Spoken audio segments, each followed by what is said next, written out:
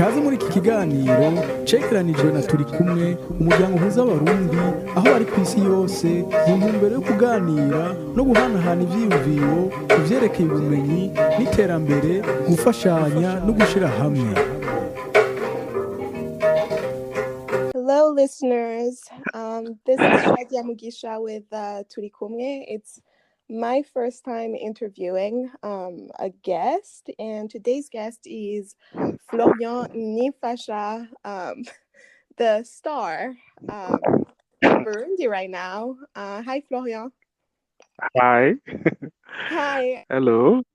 Are you okay with me calling you Florian, or do you prefer Fofo? No.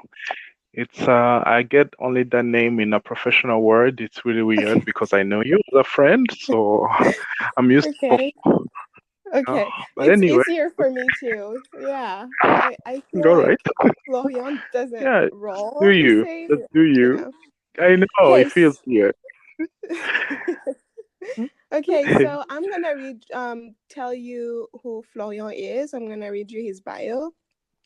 Florian was born in Bujumbura, Burundi, with a gift of drawing, which led him to make his first amateur comic book at age 12. Growing up, he decided to live for film and cartoons in a society where no one could understand him. He stood firm despite the pressure from his community and fought hard against all odds to follow his passion. And he went to India to get a degree in animation, film, and TV production. With a degree in his hands, he is a national consultant illustrator who has worked with organizations such as World Vision, UNIOM, the German Development Agency, GIZ, and many others. Depending on the project, he has been a film director, producer, editor, animator, illustrator, or actor. He became the first Burundian to make a 2D animation. He is a skilled animator, filmmaker, and illustrator who has helped build up a professional cinema industry in Burundi by training and sharing his knowledge with those who can't have access to further studies in filmmaking due to a lack of money.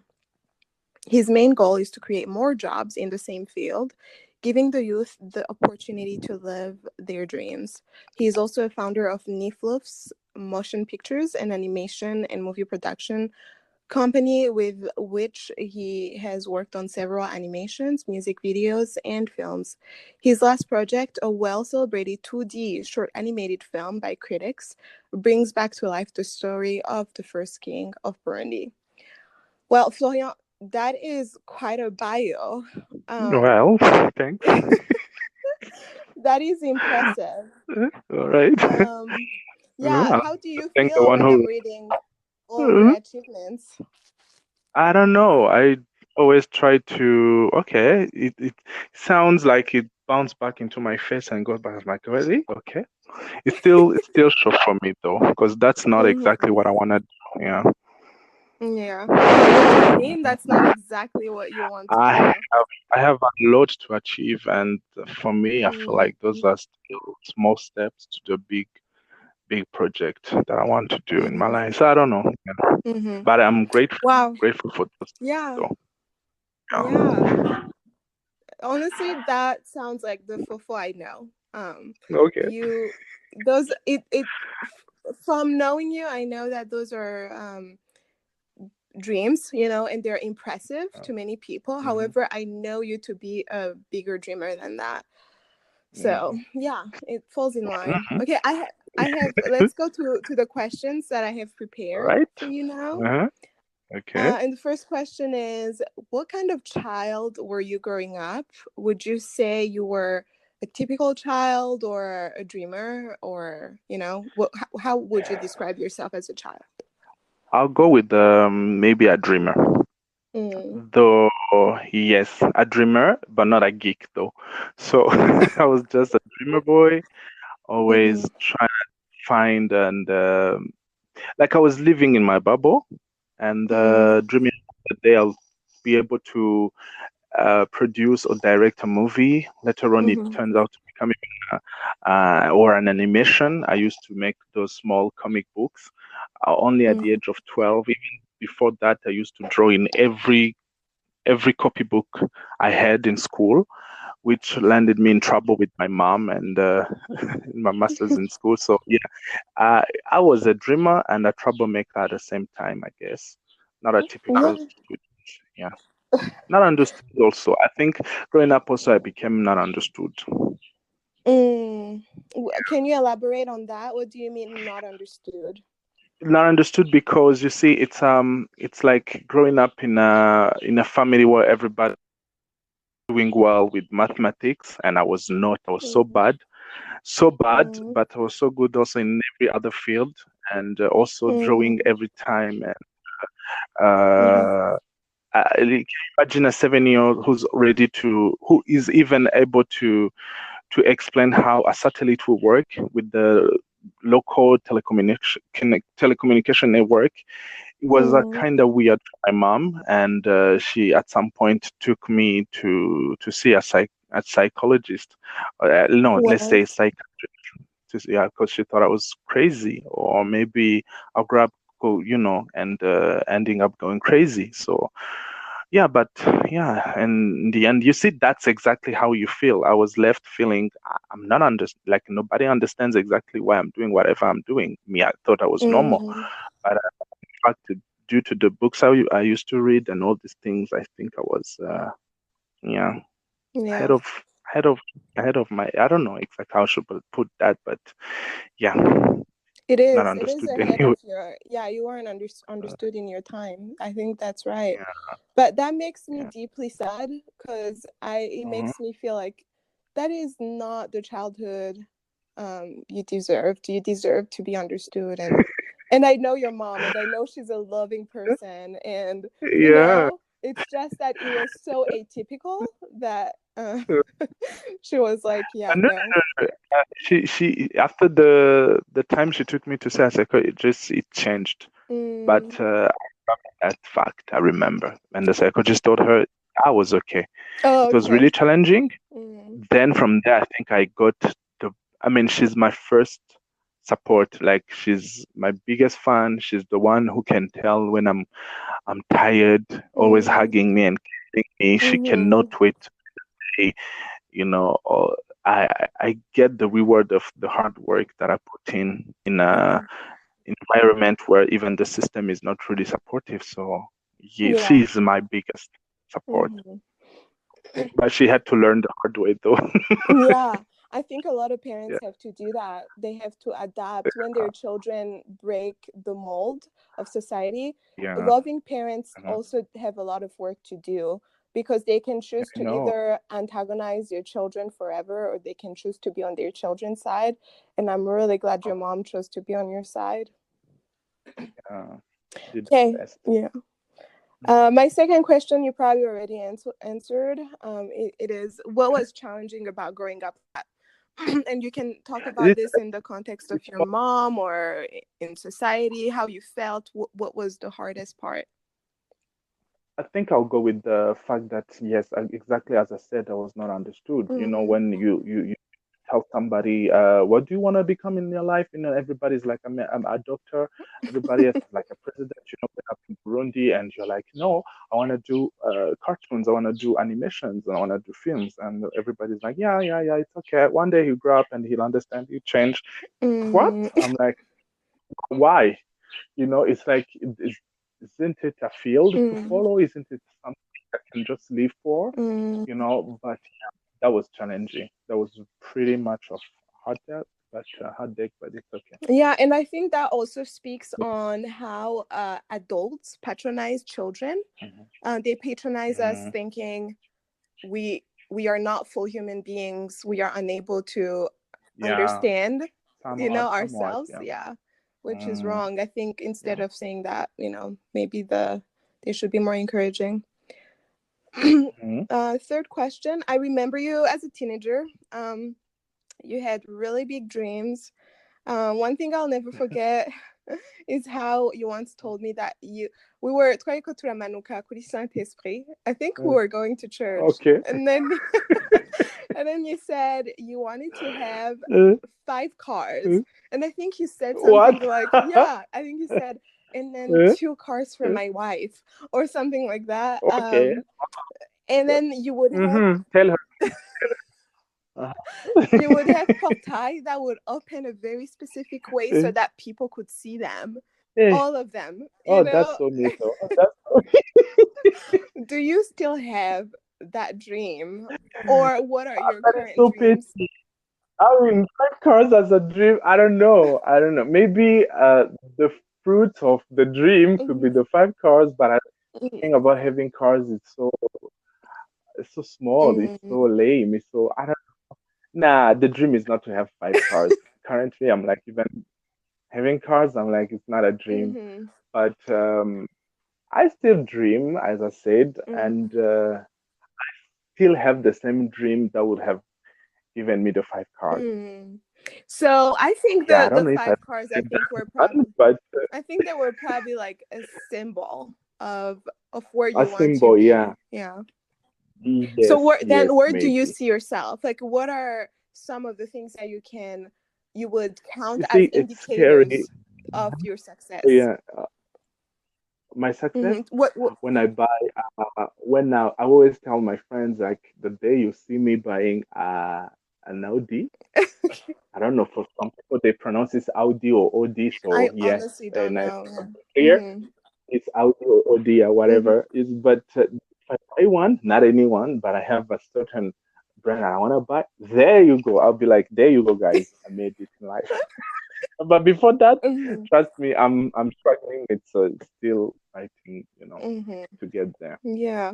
Yeah, I don't know how I make it. I just believe and keep working. That's all. Yeah. So growing up, did you have artists you looked up to? And if you didn't, who inspired you as a kid to keep pushing?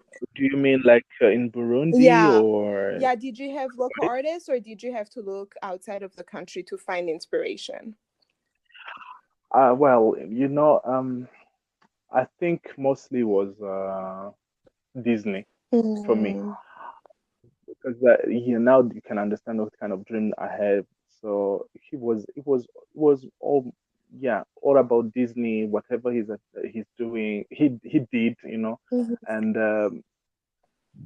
but on a local, I mean, even among the local artists, and I can say, well, they don't. I mean, I wouldn't find anybody who lived for it, like got a lot of money out of the things he's done, and could pay, the tuition fees for his kids and live a lavish life. No, but I could see some of the people who really worked hard and lived for their music. They, even if the society wasn't supportive, they kept going. They were known in this country, so I would look up to them and be like, at least they've tried, and then let me just do the same. Let me die trying. Yeah, I have like this lady who used to sing in unfortunately I don't know her name, by the way, but I know she's Mama Nak. Nimamand. Mama Rasco. Yeah, Rasco. So yes, she's like really. And then there's even that day I was giving another class about animation and filmmaking, directing and things. And she came into my class. I found myself teaching her, and I was like, "Oh Lord, no, I can't," because I grew up watching her on TV singing Muri group Kamabano, and I was like, "Is it Kamabano or I think about Chantra Miss?" And I was like, "No." Yeah, so I was like, "Whoa!" And then I grew up going to theaters when my mom was playing, and she was there too. Your so mom was in theater? Yeah, she was. Yeah, she did some like 3 plays or something there like you that. go. The I grew musical up seeing her. sold. That's where you get it from. Yeah. Maybe. So yeah, that's her. Yeah, I think I'd say her. And there's then also a friend of mine who welcomed me in the when I started making it professional. He's called Patsy. He's doing painting art and all these things. He was able to even get money out of it. So I was like, wow, nice. Yeah. Why not? They really inspired me. Yeah. So where did it doesn't sound like you had many local Burundian artists to look up to. You know, it sounds like they were all distant people you knew of, but nobody. Yeah. So where would you say your drive to persist and believe in yourself came from? I think you said it yourself. I think I get it from my mom. You know, when I look into her face every night when I'm working, like late night at 2 a.m., and she comes just stare at me, and I can look into her face and I'd be like, wow, okay. She tells me, keep going, son, even without saying anything. Oh my God, I'm gonna cry. Are you trying to make me? It's okay. Yeah. And then I can tell when I look also to my brother, who's also a shareholder and co-founder in Nifasha Motion Pictures. He's always like, he would put anything he has. I remember this time back in 2015, we were ambushed somewhere in Uganda, and they took everything we had with guns and everything, money, laptops, and all the projects we were working on. I was with him, but he had put all his salary into my dream. So these two people, they really are so supportive, and I feel like everything that I do, I want to make them proud. I want to be able to one day give them a gift that is, I don't know, whatever it is, but they've showed me the support to an extent. I feel like, yes, I want to give it back to them. And I have also friends who are like, in times where everything is crumbling, I'll get back maybe to them later. But I remember when working on the latest animation, one of them told me, Fofo, we want you to know that we are here, your friends. That can keep me going anyway. Yeah. Even when I can't. Yeah. Well, shout out to Mama Fofo to Bibia. Thanks for making me cry on You'll be listening. Well, I doubt, but it's okay.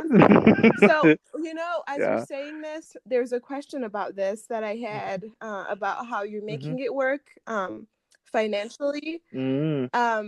But it's also bringing up the question of how hard it is to make it in, not just as an artist, but as an entrepreneur, as a business person in Burundi and in Africa, because of things that you can't control. There are things that you can, that are, like if you're a bad artist or a bad investor, those things are going to affect you.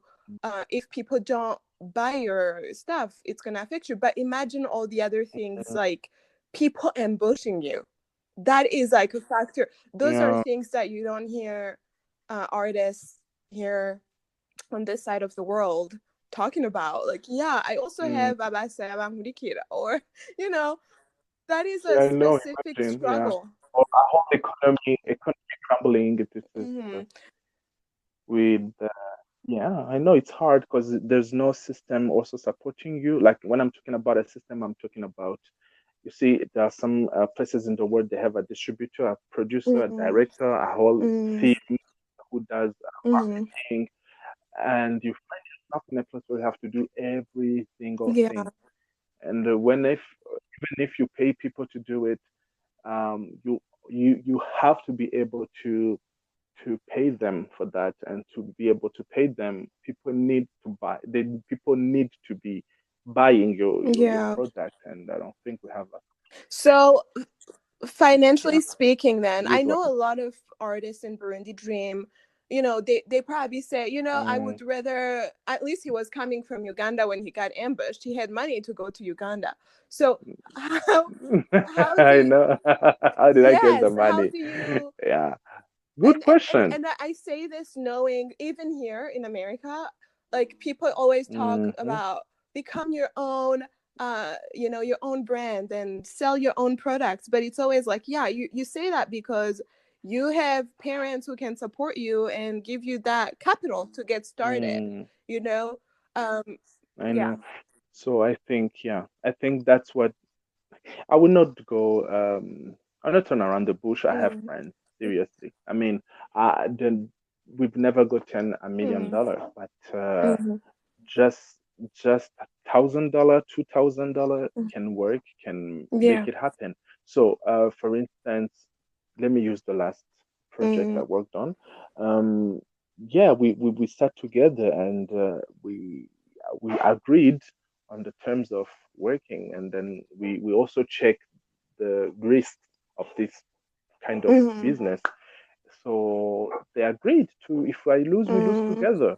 So if I win, which mostly will be just to get the fame, but we also need money. So I don't think the money part will come, but let's at least try to advertise it to the point where maybe we can scream aloud and then the world will know there are artists in Burundi who can maybe help the world produce things. That's what we do. So we brought money together. And here, you want to shout out to people? Yeah, I have friends. That would be my brother again, another co-founder of Nifasha Motion Pictures called, his name is Mikael. Hindreji Mikael, he owns also the Myth Collection. Ndwimana Francis, Gaila Ndwimana. Oh, I know those two. Nalinda. Yeah. Okay. That is amazing. I really love that your friends and family believe in you at such a deep level, on such a deep level, I think. So if you were to give an advice to young Burundian artists, how do you approach your friends? Do you approach your friends and say, hey, can you invest in my project? Or I do. Oh, okay. How does that conversation go? Or how would you encourage them to create networks of investors? Mbwira nde abajene ingene bakagukaya ama network. Y'abantu ba-investisa. How do you make your investors feel safe to invest in your work? How do you tell them that it's worth their time and money? I'm real about them. There's no way for instance, we're gonna get the money back, for instance. Ni risk plan so but it's just, yeah, to tell you the truth, this is what it is. I don't know, there's no like a pitch. I don't have a pitch that I do with them. It always comes from just a talk on the phone, and then one thing lead to another. Yeah, I think you go frame. Okay, but I think there is something to get. Say that again. I don't even have an advice for young people. I don't. Joanna, I got something out of that. What I got is don't be afraid to ask. Because doing it alone is not gonna get you very far. It's not possible. However, it's not even possible. Cultivating relationships and being vulnerable with your friends and your family and being open about what you need and who you are and where you want to go. I think that is okay. So you got something great. No, okay. Yes, I understand, because I know your friendship with some of the people you mentioned, and I know that those are not superficial friendships. They are friendships they are not. Have been going on for many years, and I know that those are people who truly believed in you during those times you said nobody did. At the time, I know they didn't have money to invest, but because they believed in you and they saw you grow, I think that's why they even put money in your work. Well, the reason is they'll be able to answer why, but I'm so grateful. I'm just grateful. That's all. That's awesome. So anything for them. Yeah. Next question. How would you say a parent's support of, and this has to do with the previous stuff we're talking about, but I think in this context, I'm speaking about Burundian parents. How would you say a parent's support of their artistic children shapes them? Yeah. Is there any message that you would like? I think yes, there will be. I mean, I am the person to talk when it comes to that. So, anything my mom said, any look she gave me, Mm. A small tap on my shoulder meant a lot. Mm. So either you get discouraged or you get encouraged to do and go on. So first of all, you need to know that none of us was born to be like anybody else. So Mm-hmm. maybe being an artist is what will bring your daily bread. So Yeah. I don't know, but so they should be just supportive Mm. and be just give a guidance. Don't Mm-hmm. try to force them to do things. Mm-hmm. Though growing up, I've understood where the parents are coming from. Mm. Because when you are a parent and you think about your kids, it's always like, yes, I want to just raise them to the point where they can sustain themselves. So Mm-hmm. imagine when now they are trying to get involved into something that will not, bring the daily bread up I was talking about. So Mm. it's scary, first of all, Mm-hmm. and you are parent, you are the father or the mother, so you're trying to you do everything possible to try to control them, to bring them to the right, Mm-hmm. between commas, to the right way of doing things, and Yeah. that can just split the relationship and break it, because there's no such thing like right or wrong when it comes to career. Mm-hmm. uh, I so agree. I understand when they're coming from, Mm-hmm. but at times you need to let go Mm-hmm. and just get along with. So, for instance, now I get some advice from my mother. She Mm-hmm. can look at me and be like, if you look at the environment currently, it would Mm. be better if you do any other job than Mm. being a consultant, and and Mm. wait for climate, the political climate or social, economical status of the country to just clear a little bit. You see? Mm. So she's you to do what you like, but she's just giving you a guidance. Mm-hmm. And Because in the for end, yeah, money. that is in line with what I was thinking. I think parents in Burundi and in other places as well see themselves as saviors, like they're trying to save us and Yeah. protect us from things, and that comes with a lot of anxiety. Like if my child doesn't succeed in life, then it's on me. But I don't know if that. I feel like maybe a parent's role should be to guide and offer advice, but more than anything, trust and support. Like if your parent doesn't trust you, if you feel like your parent doesn't believe in you, doesn't believe that you can make things work, you can create your own path and succeed, then you're not going to believe in yourself. You're probably going to, fulfill that prophecy. And so, yeah, I think that's a real impediment. Yeah, true. Yeah. Yeah, true. Yeah. All right. So Which is hard though. I don't think it's easy to just move from the savior, father, to be just a guide. It's really hard. It is counterintuitive, but I think it is. I believe that in many cases it would even save the relationship between parent and child. You don't want to lose your child to arguments. Definitely would. Yeah. And I know I know what you're saying. There aren't many opportunities in that field, but we can't all be doctors. That's not even realistic.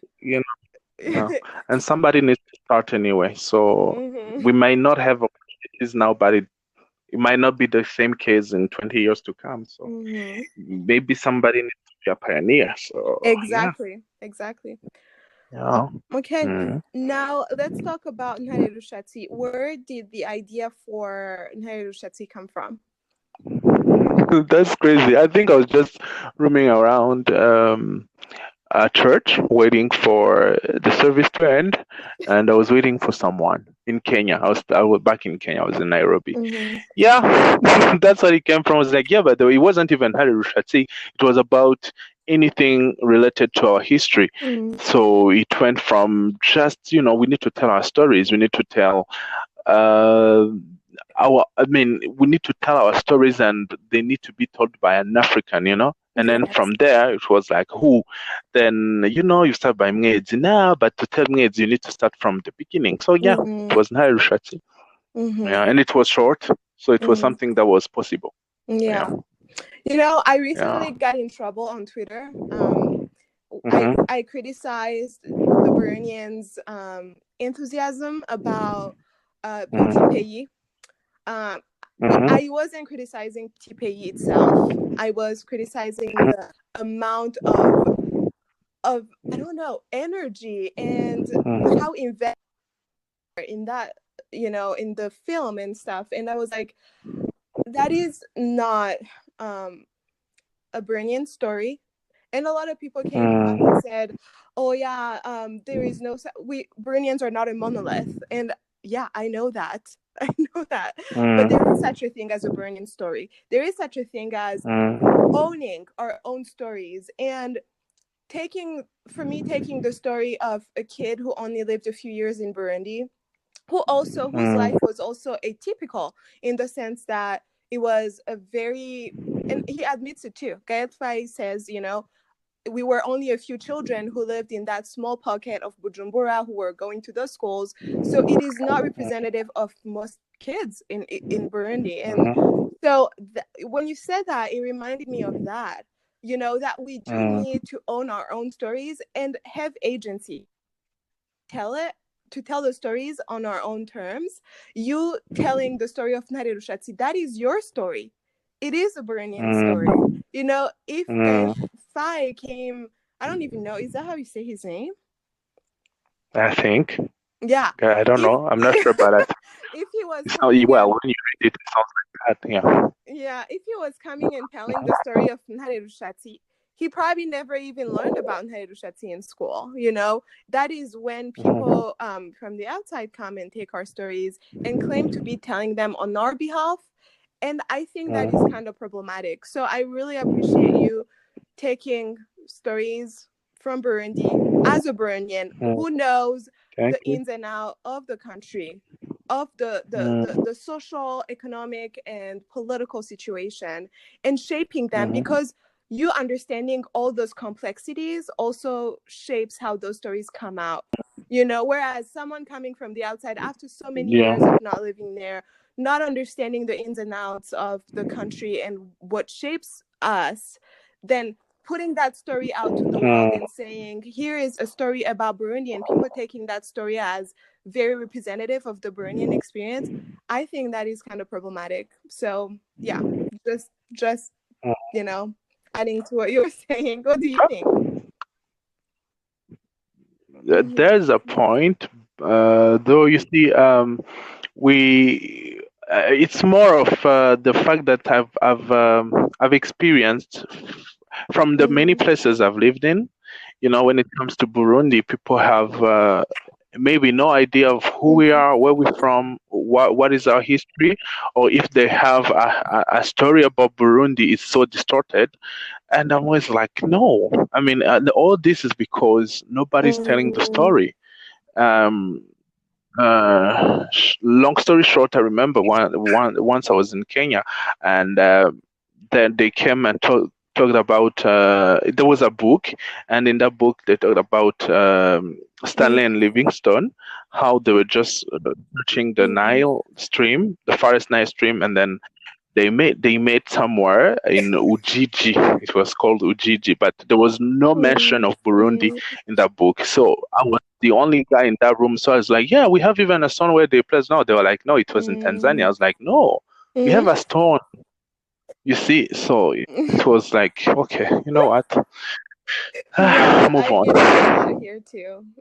It's an uphill battle. It is an uphill battle because it is impossible to make people understand that we do own part of that story too, and you do need to listen. So I know Ntare Rushatsi isn't your first piece of work. How did you decide that it would be the one that would be promoted internationally? Well, the part of being promoted internationally wasn't none of my intention, to tell you the truth. It was my brothers and the whole team of producers that talked about, who were like, we need to go on and on. And my brother was up there shooting it and pushing it. But why it came out like that is because they were more me, I was so glad I did something and produced something, but they were like, no, we need to keep pushing.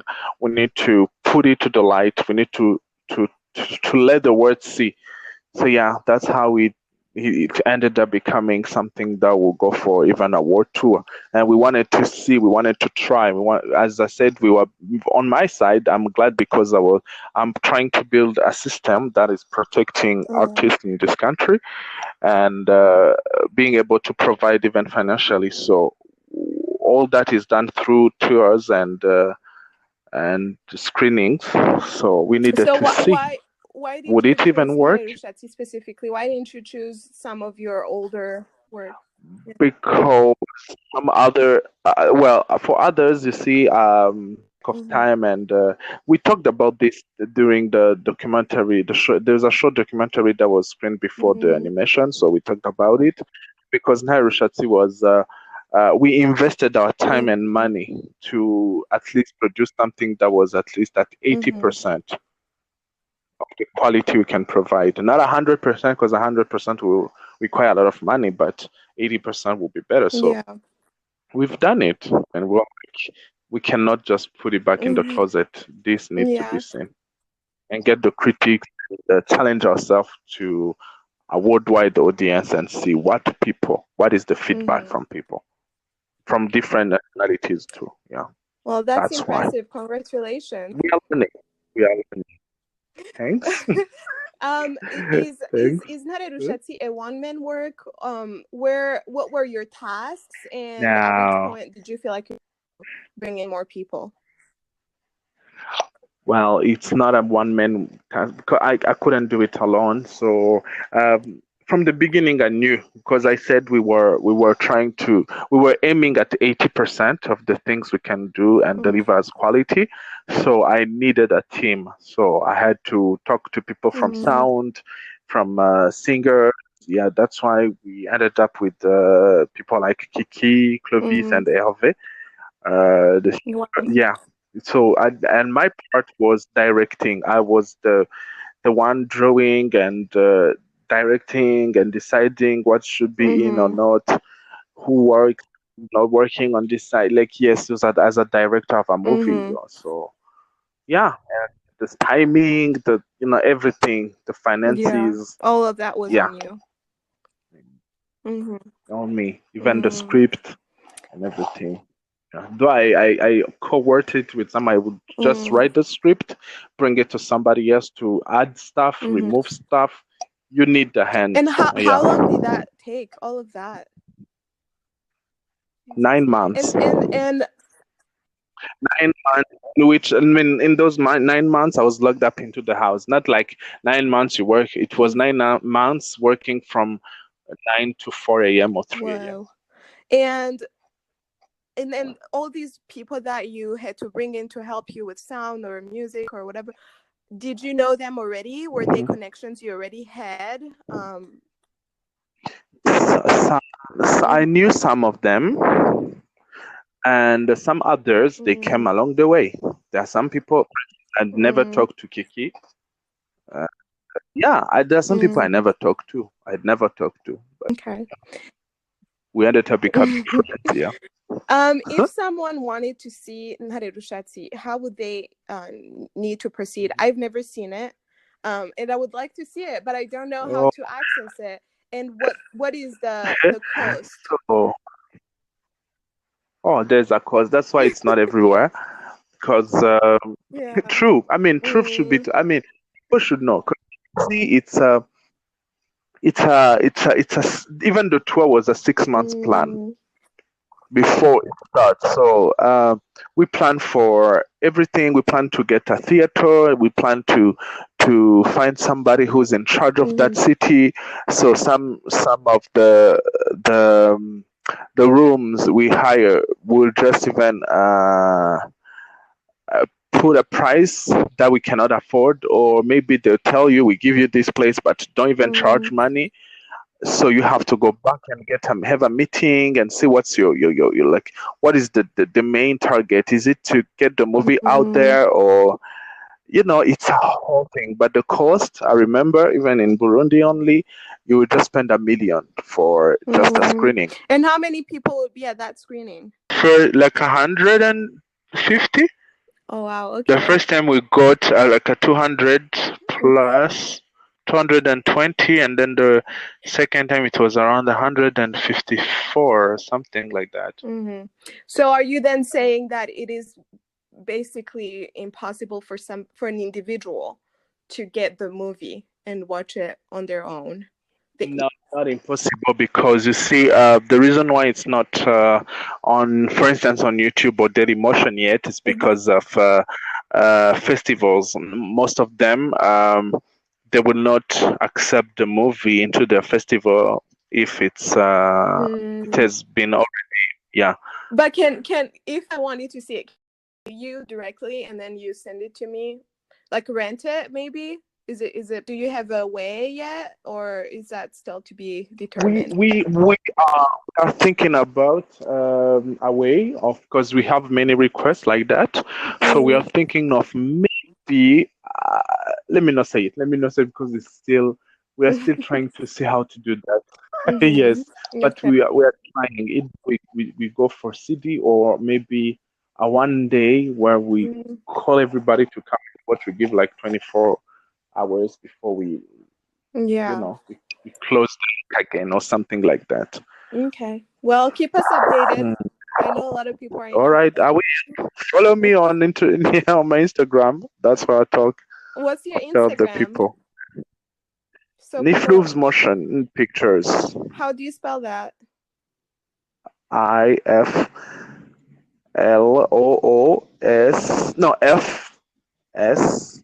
and then motion pictures. Okay. So wait, is it NIFLOOFS? F and then S, yeah. And then motion? Pictures. Okay, motion pictures. Okay. Yeah. Okay, and so I think we're towards the end of this. How can the Burundian diaspora support you in your work? I think the support that I'm looking for, if you try to listen well, it's all about the finding a network, finding somebody who can back us up in terms of giving us a platform or a TV to buy the work we do, so that it can be displayed on TVs and channels. That way we can at least have money, you see. So the big support we could get is not money, but it is a network. It is connecting us to someone who knows someone in that field, Yeah, but so even money wouldn't be bad, you see. I know. So you would like to see Ntarerushatsi on Netflix or why not? Why not? Yeah. Not only Ntarerushatsi, but you see, like for other industry, they give you a loan or money, and they tell you go produce on this show. So that can support the artist. So you give me the money, and I know the distributor and the channel TV that would display the movie. I'm ready to call. I would just have to regroup again the whole team I've worked with, and we work again. We will have like a salary every month. That's it. Okay. So that's the dream. Yeah, one step into the dream. I know I know this is probably a question every artist hates to hear, but what is next? Oh my God. What is next for you in terms of your art? Do you have any new projects that you're working on? Yeah, I'm already working on something. I cannot even speak. You see, I cannot tell everybody. I told you I worked for 9 months, so even now it's like I wait for that time where you are like 90% of the work is already done. Then you can already start talking. Otherwise, you see, it's tough. It's really hard. I need just to keep pretending I'm not doing anything. Yeah, I understand. Yeah, but yeah, a project.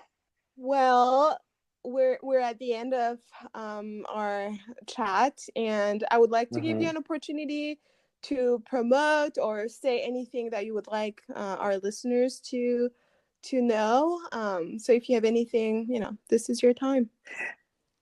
Promoting something. Well, if this project that I'm working on is out, I would really appreciate Burundians to go share, like it, and all these things so that it gets out there. Yeah. I mean, Scream, of course, I'll tell everybody to do it, to do so, to share and like it. Yeah. Okay. But let me wait until there. Thanks, Nadia. Thank you, though, for the opportunity. Yeah, I will. I, for one, will share and like and do what I can. So. Okay. Well, it was so nice talking to you, Fofo, and catching up after such a long time. Yeah, we can catch up offline. Okay, I will talk to you later, and good luck in your projects. Thanks. Bye.